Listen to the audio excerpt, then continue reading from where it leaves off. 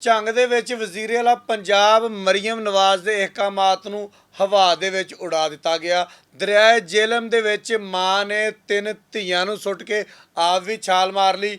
ਮਾਂ ਨੂੰ ਬਚਾ ਲਿਆ ਗਿਆ, ਜਦੋਂ ਕਿ 3 ਧੀਆਂ ਜਿਹੜੀਆਂ ਸੀਗੀਆਂ ਉਹਨਾਂ ਦਾ ਕੋਈ ਅਤਾ ਪਤਾ ਹੀ ਨਹੀਂ।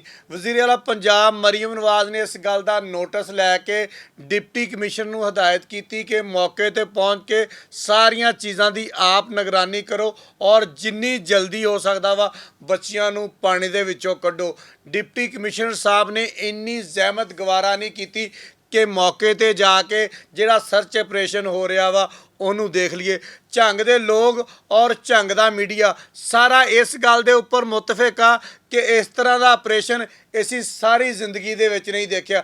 3 ਟੀਮਾਂ ਇੱਕੋ ਹੀ ਜਗ੍ਹਾ ਦੇ ਉੱਪਰ ਚੱਕਰ ਲਾਈ ਜਾਂਦੀਆਂ ਰੈਸਕਿਊ ਦੀਆਂ, 3 ਟੀਮਾਂ ਇੱਕੋ ਹੀ ਜਗ੍ਹਾ ਤੇ ਗੋਤੇ ਮਾਰੀ ਜਾ ਰਹੀਆਂ ਵਾ।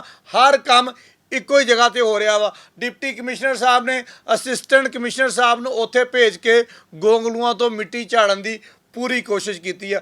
ਦੂਸਰੇ ਪਾਸੇ ਜਿਹੜਾ ਵਾਲਸ ਸੀ ਬੱਚੀਆਂ ਦਾ, ਉਹਦੀ ਮਦਈਅਤ ਦੇ ਵਿੱਚ ਮੁਕੱਦਮਾ ਦਰਜ ਕਰਕੇ ਡੁੱਬਣ ਵਾਲੀ ਮਾਂ ਨੂੰ ਜਦੋਂ ਕੱਢਿਆ ਵਾ ਉਹਨੂੰ ਨਾਲ ਹੀ ਪੁਲਿਸ ਨੇ ਗ੍ਰਿਫਤਾਰ ਕਰਕੇ ਹਵਾਲਾਤ ਦੇ ਵਿੱਚ ਬੰਦ ਕਰ ਦਿੱਤਾ ਵਾ। ਪੁਲਿਸ ਦਾ ਕਹਿਣਾ ਵਾ ਕਿ ਮਜ਼ੀਦ ਤਫਤੀਸ਼ ਜਾਰੀ ਆ। ਤੇ ਸਾਨੂੰ ਅੱਜ ਪਤਾ ਲੱਗਾ ਵਾ ਕਿ ਰੈਸਕਿਊ ਦੀਆਂ ਜਿਹੜੀਆਂ ਟੀਮਾਂ ਉੱਥੇ ਕੰਮ ਕਰ ਰਹੀਆਂ ਸੀਗੀਆਂ ਉਹਨਾਂ ਦੇ ਕੋਲੋਂ ਕੁਝ ਨਹੀਂ ਬਣਿਆ। ਉਹਨਾਂ ਦੇ ਕੋਲੋਂ ਇਸ ਤੋਂ ਕੁਝ ਨਹੀਂ ਬਣਿਆ ਕਿਉਂਕਿ ਕੋਈ ਸਿਆਣਾ ਅਫਸਰ ਮੌਕੇ ਤੇ ਗਿਆ ਹੀ ਕੋਈ ਨਹੀਂ। ਕਿਉਂਕਿ ਵਜ਼ੀਰ ਆਲਾ ਦੇ ਅਹਿਕਾਮਾਤ ਤਾਂ ਇੰਨੇ ਹੀ ਸੀ ਨਾ ਕਿ ਡਿਪਟੀ ਕਮਿਸ਼ਨਰ ਮੌਕੇ ਤੇ ਜਾਵੇ, ਆਪ ਜਾ ਕੇ ਸਾਰੀਆਂ ਚੀਜ਼ਾਂ ਦੀ ਨਿਗਰਾਨੀ ਕਰੇ।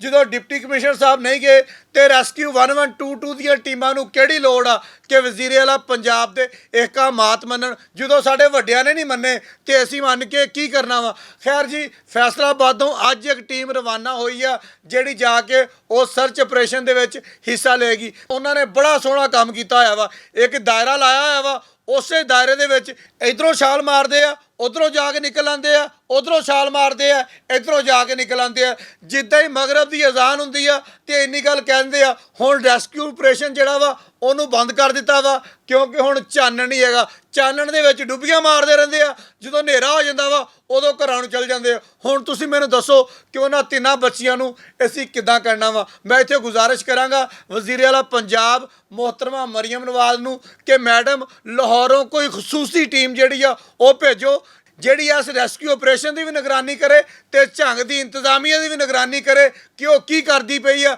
ਡਿਪਟੀ ਕਮਿਸ਼ਨਰ ਸਾਹਿਬ ਕੋਲੋਂ ਕਿਉਂ ਨਹੀਂ ਇੰਨਾ ਟਾਈਮ ਨਿਕਲਿਆ ਕਿ ਉਹ ਮੌਕੇ ਤੇ ਜਾ ਕੇ ਸਾਰੀ ਸੂਰਤ ਹਾਲ ਦਾ ਜਾਇਜ਼ਾ ਲੈ ਲੈਣ।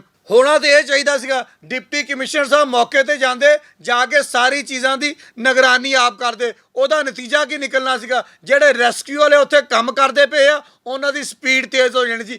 ਅਗਰ ਰੈਸਕਿਊ ਦੀਆਂ ਟੀਮਾਂ ਦੀ ਹੋਰ ਜ਼ਰੂਰਤ ਸੀ, ਫੈਸਲਾਬਾਦ ਤੋਂ ਜ਼ਰੂਰਤ ਸੀ, ਲਾਹੌਰ ਤੋਂ ਜ਼ਰੂਰਤ ਸੀ, ਡਿਪਟੀ ਕਮਿਸ਼ਨਰ ਸਾਹਿਬ ਕੱਲ੍ਹ ਹੀ ਲੈਟਰ ਲਿਖ ਕੇ ਇਹਨਾਂ ਸਾਰੀਆਂ ਟੀਮਾਂ ਨੂੰ ਮੰਗਵਾ ਸਕਦੇ ਸੀ। ਲੇਕਿਨ ਸਾਡੇ ਕੋਲ ਇੰਨਾ ਟਾਈਮ ਨਹੀਂ ਕਿ ਅਸੀਂ ਵਜ਼ੀਰ ਆਲਾ ਪੰਜਾਬ ਮੁਹਤਰਮਾ ਮਰੀਮ ਨਵਾਜ਼ ਦੇ ਅਹਿਕਾਮਾਤ ਮੰਨੀਏ। ਬਹੁਤ ਸ਼ੁਕਰੀਆ।